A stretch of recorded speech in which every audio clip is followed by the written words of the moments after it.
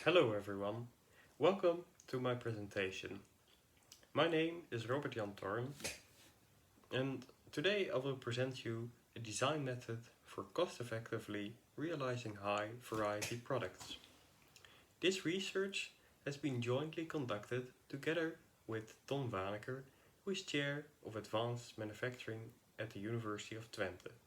Today I will talk about a paper we wrote to help design engineers involved in smart industry production. The content of this presentation is as follows. We start by introducing the research, followed by two supporting cases from the industry.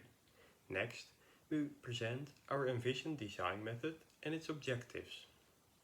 Then, the development of the method is discussed.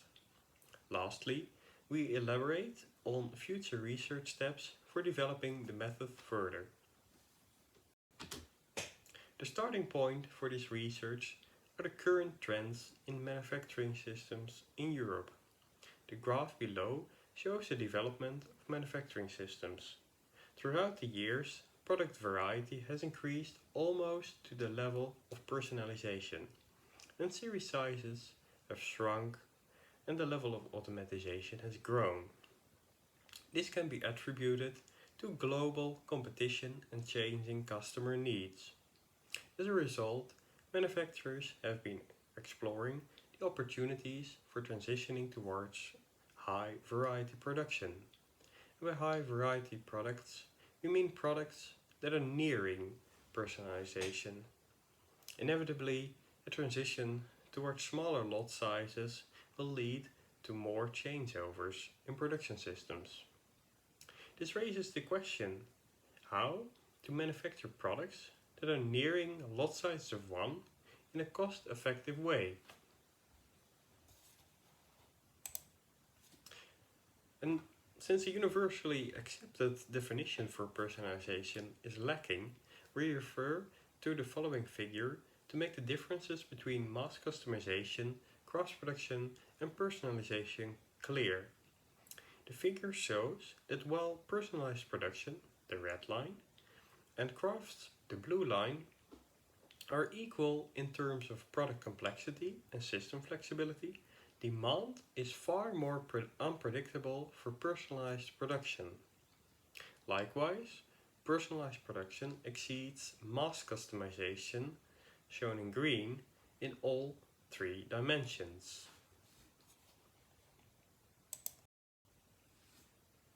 And to illustrate the type of challenges we aim to address with our method, to link theory with practice, we examined two cases from the industry, Company A and Company B. Company A creates sheet metal products from laser cut metal plates that are bent and spot welded in small series sizes.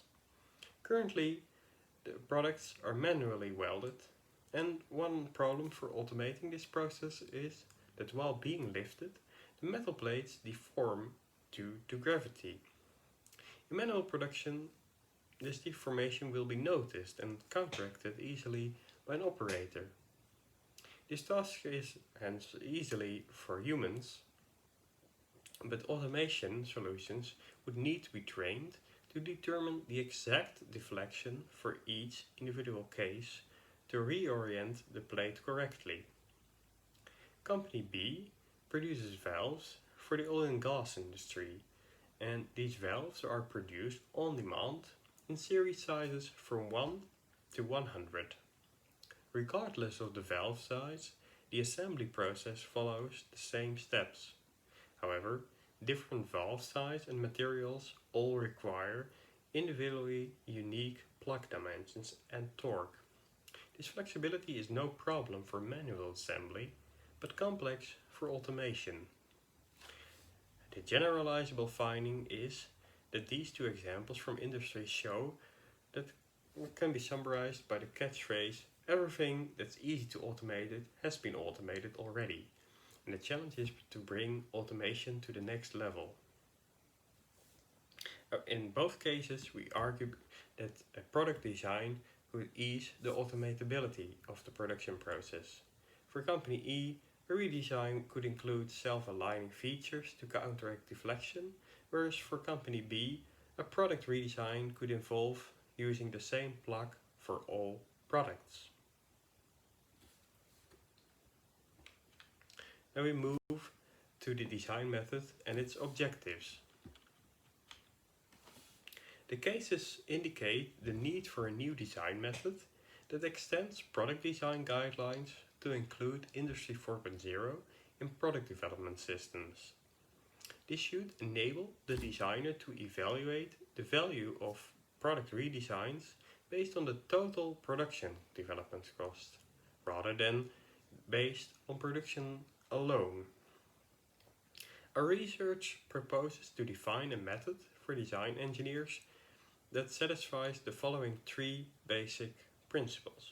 First, the method should be able to evaluate the applicability of the current product portfolio with production and automation scenarios.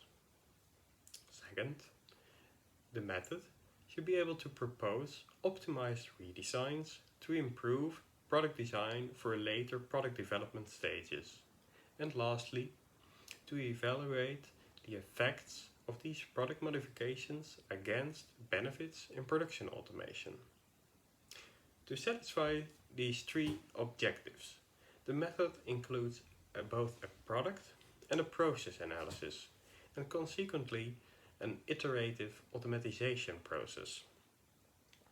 The envisioned outcome is a set of product design rules that lower the threshold for automating the assembly of high variety products. Next, the method development. As mentioned before, a considerable limitation of DFMA, Design for Manufacturing and Assembly, is that its principles are aimed at easing manual assembly rather than automated assembly. Hence, the design guidelines of DFMA cannot be so easily extended to take advantage of the current state-of-the-art technologies in automated production. The process analysis aims to get a better understanding of the robustness of the production process towards product variety. And this requires firstly a mapping of the production process as shown in the figure. However, mapping the production process only shows the operations included in the task description. And in practice, we observed that in addition to these prescribed tasks, operators perform many additional tasks to make sure production flows smoothly. To reveal these unprescribed tasks, a more detailed description is needed. And the following figure shows how assembly operations can be subdivided into more detailed steps. In this figure, we identified three different levels: the functional level, the operational level, and lastly the kinematic level. And this last level represents what a robot would need to do to take over these tasks performed by a human operator. This brings us to the concluding remarks of the method. The presentation highlighted the need for a new design guidelines that extend DFMA to the new reality of Industry 4.0. This will make automatization better suited to high variety products and thus improve cost efficiency. We think that the opportunities for product redesign in the early product development stages should be further explored. This ends the research question as in the slides. Lastly, future research steps. Our future papers will further investigate how product design can be deployed for improving the automatability of assembling high variety products. The goal hereof is to develop design guidelines that enable flexible, simple and robust automatization solutions that minimize the effort required for implementing automatization. This research will be conducted in two consecutive ways. Firstly, by means of developing a database that links automatization solutions with product design. This database will cover the state-of-the-art technologies and their requirements concerning design. This will be done for 4 tasks in automated assembly: transport, handling, vision and quality control. The second part of our future research steps will include design space exploration as visualized by the figure below. The idea is to develop a method that provides insight in the design freedom of a product. Or in other words, how the geometry of a product can be changed within a 3-dimensional space while still meeting its functional requirements. Then, this design freedom can be used to add product features that support the goals of automation, but also, for instance, for personalization. This concludes our presentation. I would like to thank you for your attention, and I would like to tell you that this research is part of Next Ups.